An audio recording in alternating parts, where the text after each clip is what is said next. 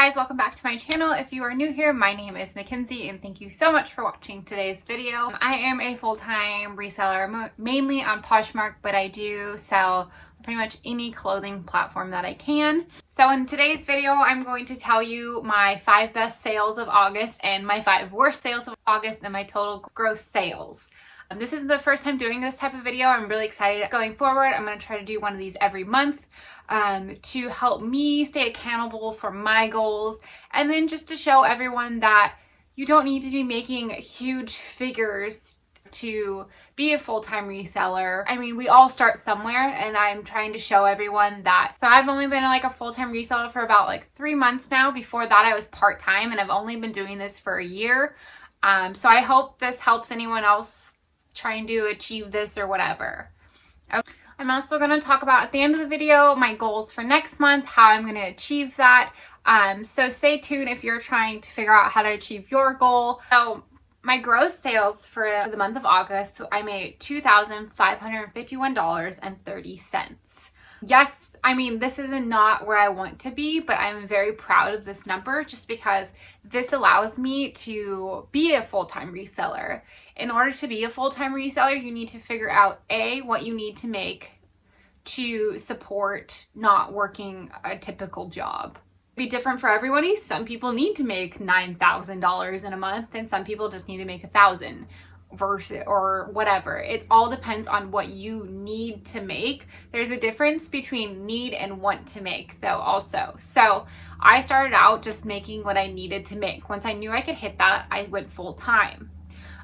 Do I want to make more? Yes, of course. Like, we all love buying things, but I don't need to buy certain things in order to live a comfortable lifestyle. So it's really important to remember. The first one up is a Banjanan. I think that's how you say it. I might be saying this wrong. This is a gorgeous dress. I almost kept this for myself just to wear to a wedding, but it sold, so I was happy. This brand is beautiful. If you've never heard of it, look it up. It's this stuff is made in India, handmade. Most of it's made on silks. They're hand printing it. It is gorgeous, and it's just a really fantastic, sustainable brand that I'm very happy I found. But yeah, so I listed this on 5/10 of 2020, and it sold on 8/08/2020. So it took me 90 days to sell it. I sold it for $247, but after the Poshmark fees and everything, I walked away with $97.60. So not bad. Is that a little longer than I would like to sell something? 90 days? Yes, but I think at that price point, you kind of have to expect that it's going to at least take at least 60 days because A, it's a higher price point.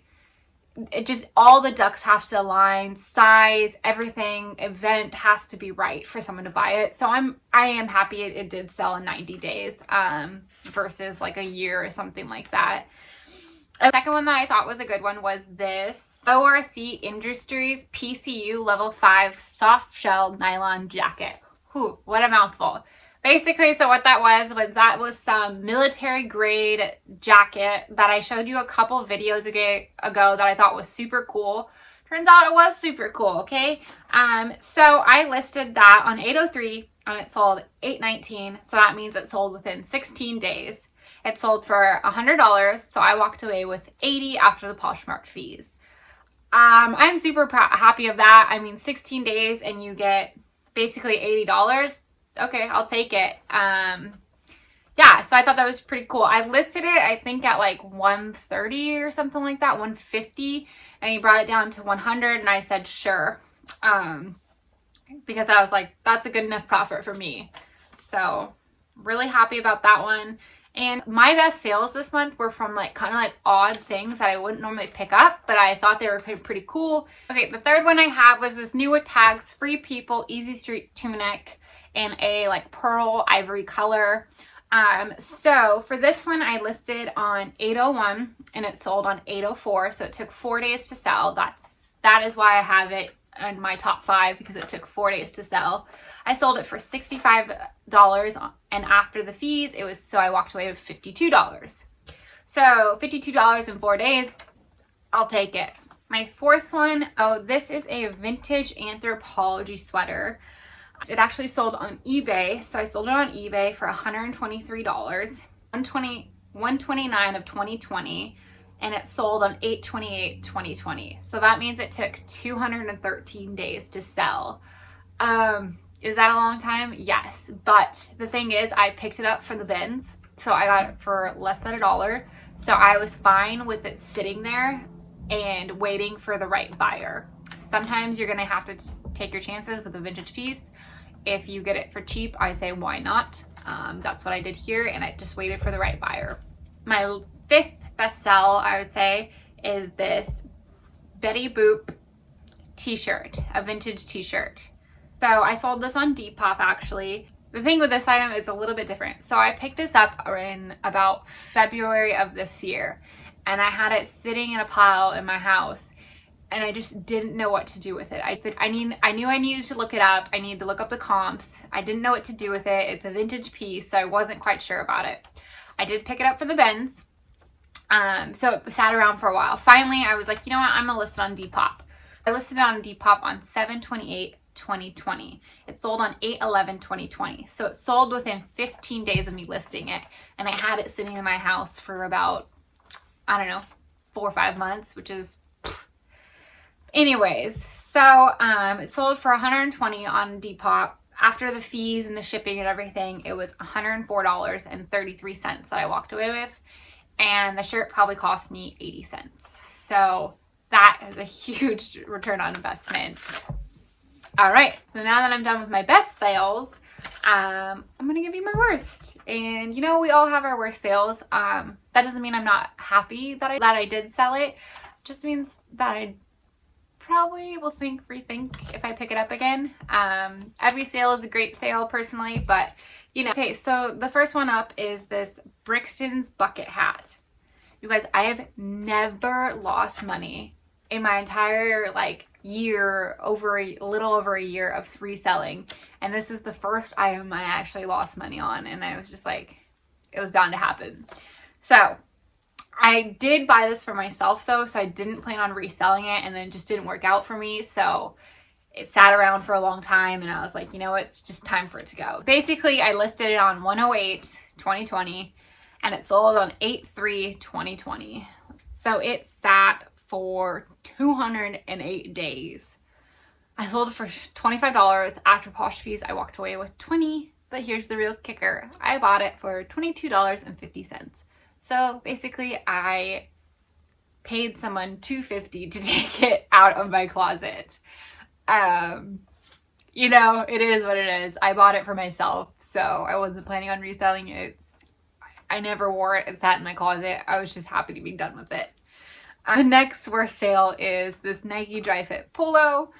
I listed it on 3/6/2020. It sold on 8/6/2020, so it sat in my closet for 173 days.